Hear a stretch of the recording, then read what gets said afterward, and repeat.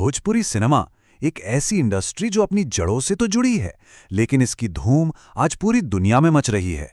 तो आज हम इसी जबरदस्त उछाल के पीछे की कहानी को समझने वाले हैं। चलिए शुरू करते हैं।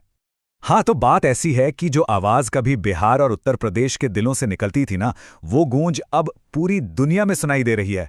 मतलब ये सिर्फ एक रीजनल इंडस्ट्री नहीं है, ये तो एक ग्लोबल फिनोमेना बन चुका है सही में। तो अब सवाल ये उठता है कि आखिर इस कमाल के ग्रोथ के पीछे है क्या? ऐसा क्या हो गया? चलिए इसी कल्चरल वेव के रहस्यों को परत दर परत खोलते हैं और पता लगाते हैं कि इसकी सक्सेस का सीक्रेट क्या है। तो इसकी जो सफलता है ना, उसका राज एक खास फॉर्मूले में छुपा है। तो आइए उन वजहों को जरा करीब से देखते हैं जिन्होंने भोजपुरी सिनेमा को इतना ज्यादा पॉपुलर बना दिया है। देखिए, इसकी पॉपुलैरिटी के ना 4 मेन पिलर हैं। सबसे पहले तो इसकी कहानियां वो एकदम लोकल कल्चर और जिंदगी से जुड़ी होती हैं, तो लोग सीधा कनेक्ट कर जाते हैं। दूसरा है इसका म्यूजिक, जबरदस्त गाने यूट्यूब पर आते ही वायरल हो जाते हैं, मतलब आग लगा देते हैं। तीसरा जो स्टोरी टेलिंग है वो बड़ी सिंपल और इमोशनल होती है, जो हर किसी के दिल को छू जाती है। और हाँ, आखिर में यूट्यूब और ओटीटी प्लेटफॉर्म्स का बड़ा हाथ है।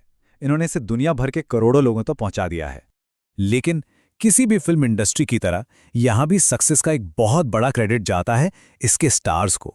ये वो सुपरस्टार्स हैं जो इस इंडस्ट्री का चेहरा हैं, जिनकी बस एक झलक पाने के लिए ऑडियंस थिएटर तक खींची चली आती है। हम किन की बात कर रहे हैं? अरे भाई, खेसारी लाल यादव, पवन सिंह, दिनेश लाल यादव निरहुआ, ये वो बड़े नाम हैं। इनकी फैन फॉलोइंग जबरदस्त है। इनकी कोई भी फिल्म या गाना रिलीज होता है वो सीधा ऑनलाइन ट्रेंड करने लगता है। सच कहें तो ये स्टार्स ही इस इंडस्ट्री की जान हैं। बिल्कुल। तो ठीक है, हमने इंडस्ट्री का सक्सेस फॉर्मूला भी समझ लिया और स्टार्स से भी मिल लिए। तो अब ये देखते हैं कि आजकल कौन सी फिल्में हैं जो मार्केट में धूम मचा रही हैं। अच्छा, तो हाल फिलहाल में ना कई ऐसी फिल्में आई हैं जिनकी चर्चा हर तरफ हो रही है। और ये फिल्में एक और बात दिखाती हैं कि इंडस्ट्री अब अलग अलग तरह की कहानियों के साथ एक्सपेरिमेंट करने से पीछे नहीं हट रही। अगर इस लिस्ट पे एक नज़र डालें तो वैरायटी साफ दिखती है।